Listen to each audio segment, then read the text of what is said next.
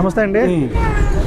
Telugu Desam MLA Bandaru Satyanarayana గారు చాలా famous. ఆయన వైసీపీ పార్టీని ఏకపారేసేవారు ఆయన. అలాంటి వ్యక్తి ఆయన ఇప్పుడు టీడీపీలో మినీ మహానాడులో మా ఎమ్మెల్యేలకి కొంచెం అన్యాయం జరుగుతుంది, పార్షియాలిటీ చూపిస్తున్నారు అని చెప్పేసి ఓపెన్గానే, ఇది మన స్టేజ్ కాబట్టి చెప్పేస్తున్నాను, నేను అందరికీ సమానంగా ఇవ్వండి, మేము ఎమ్మెల్యేలను చెప్పుకోవడానికి సిగ్గుపడుతున్నాం అని చెప్పి కామెంట్ చేశాడు. దాన్ని వైసీపీ ఛానల్స్ కూడా బాగా తిప్పుతున్నాయి, వైరల్ చేస్తున్నాయి. ఏంటి అంతర్గత ప్రజాస్వామ్యం పెరిగింది అనుకోవాలా, లేకపోతే నిజంగానే పార్షియాలిటీ జరుగుతుంది అనుకోవాలంటారు? ఒకటండి, ఈరోజు గత 5 సంవత్సరాల వైసీపీ పాలన నచ్చక ఈరోజు అక్కడ ఆంధ్రప్రదేశ్ ప్రజలు కూటమి ప్రభుత్వానికి 164 స్థానాలు ఇవ్వడం జరిగింది. పైన నరేంద్ర మోడీ గారు దేశ ప్రధానిగా ఈరోజు దేశం సస్యశ్యామలంగా ఒక శక్తివంతమైన నాయకుడి చేతిలో ఈరోజు దేశం అభివృద్ధి చెందుతుంది. అందువల్ల ఆంధ్రప్రదేశ్కు అప్పులుగా కుప్పలైన ఆంధ్రప్రదేశ్ అభివృద్ధి లేదు.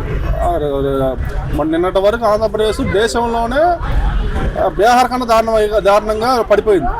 అలాంటి ఆంధ్రప్రదేశ్కి ఈరోజు ఆక్సిజన్ కావాలి, మళ్ళా ఊపిరి అందువల్ల ఈరోజు అక్కడ కూటమి ప్రభుత్వాన్ని పవన్ కళ్యాణ్ గారు, చంద్రబాబు నాయుడు గారు పైన సెంట్రల్ని కూడా కలుపుకొని మొన్న పోటీ చేయడం ద్వారా ప్రజలు కూడా మళ్ళా ఆంధ్రప్రదేశ్కి పునఃప్రారంభం, మళ్ళా మా అంతా బాగుండిద్దని ఓట్లేశారు. ఒక చంద్రబాబు నాయుడు గారిని, పవన్ కళ్యాణ్ గారిని, పైన నరేంద్ర మోడీ గారిని చూసి ప్రజలు వీళ్ళైతేనే రాష్ట్రం బాగు చేస్తారు, వీళ్ళ వల్ల అయితేనే రాష్ట్రం బాగుపడిద్దని నమ్మకంతో మొన్న కేవలం ఆ రోజు సైకిల్ సింబల్, గ్లాస్ సింబల్, కమలం సింబలే చూశారు. క్యాండిడేట్ ఎవడైనా కానీ, ఎమ్మెల్యే క్యాండిడేట్ ఎవడైనా కానీ క్యాండిడేట్ని చూడాల. పవన్ కళ్యాణ్ గారిని, చంద్రబాబు నాయుడు గారిని, నరేంద్ర మోడీ గారిని చూసి ప్రజలు ఓట్లు వేశారు. అంటే వీళ్ళ మీద నమ్మకంతో, వీళ్ళు చెప్పిన హామీలు అయితేమి, వీళ్ళ వల్ల మళ్ళీ అమరావతి పునఃప్రారంభం అయింది, పోలవరం పూర్తయింది, యువతకు ఉద్యోగ అవకాశాలు వస్తాయి అన్న ఒక నమ్మకంతో ఈరోజు చంద్రబాబు నాయుడు గారిని, పవన్ కళ్యాణ్ గారిని, నరేంద్ర మోడీ గారి సహకారం ఈరోజు చాలా ఉంది ఆంధ్రప్రదేశ్లో. వీళ్ళని చూసి ఓట్లు వేశారు, అంతేగాని నియోజకవర్గ ఎమ్మెల్యేలు చూసి కాదు నేను అంటుంది. ఇది డైరెక్ట్గా అవుతున్నా. చంద్రబాబు నాయుడు గారు మాకు, పవన్ కళ్యాణ్ గారు మాకు, నరేంద్ర మోడీ గారిని చూసే వీళ్ళ వల్ల అయితేనే ఆంధ్రప్రదేశ్ మళ్ళీ ఊపిరి పీల్చుకునేదని వేశారు. అందువల్ల గెలిచిన ఎమ్మెల్యేలు మీరు 3 పార్టీలు కార్యకర్తలు, 3 పార్టీల నాయకులు ఓట్లు వేస్తేనే మీరు గెలిచారు. ఈరోజు మీరు మీ నియోజకవర్గంలో ఏదన్నా సమస్య ఉంటే అది పోయి సీఎం గారి దృష్టికి తీసుకురావాలండి, ఆయన రెక్టిఫై చేస్తాడు ఏదైనా కానీ. అంతేగాని ఇలాగ బహిరంగ సభల్లో ఇష్టానుసారంగా గవర్నమెంట్ గురించి మాట్లాడే వాళ్ళు ఎవరైనా కానీ పార్టీకి విరుద్ధమే. వీళ్ళు ఇలా బహిరంగ సభల్లో సొంత పార్టీ గురించి మాట్లాడి విమర్శించే వాళ్ళు ఎవరైనా కానీ వాళ్ళ మీద యాక్షన్ తీసుకోవాలి. సీఎం గారు సొంత పార్టీ ఎమ్మెల్యే అయినా కానీ వాళ్ళ మీద యాక్షన్ తీసుకోవాలి. రెండో అంటే వీళ్ళని చూసి ఇంకోరు మాట్లాడతారు. ఏదైనా సమస్య ఉంటే నియోజకవర్గంలో పోయి ఇది సమస్య అయ్యా, నా నియోజకవర్గంలో ఈ పనులు చేయాలని సీఎం గారిని అడగాలి. ఇప్పుడు రాష్ట్రం లోటు బడ్జెట్లో ఉంది. ఇప్పుడు చెప్పిన హామీలు ఇవ్వడానికి చాలా వరకు డబ్బులు లేవు. ఈరోజు కేంద్ర సహకారం చాలా వరకు ఉపయోగపడుతుంది. ఈరోజు కేంద్ర సహకారం లేకపోతే మనం సీఎం గారే చెప్పారు, ఈరోజు కేంద్ర సహకారం ఉంది కాబట్టి మనం చెప్పిన హామీలు అయితే ఈ అభివృద్ధి కార్యక్రమాలు అయితే చేయగలుగుతున్నాము.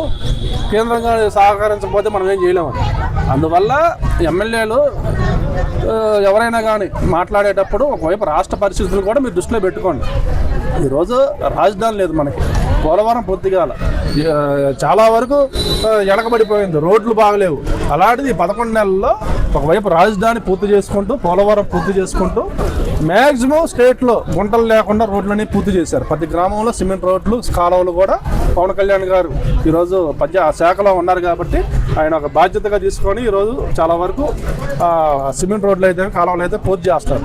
చెప్పిన మాట ప్రకారం ఒకవైపు హామీలు ఇస్తున్నారు, అలాగే అభివృద్ధి కార్యక్రమాలు చేస్తారు.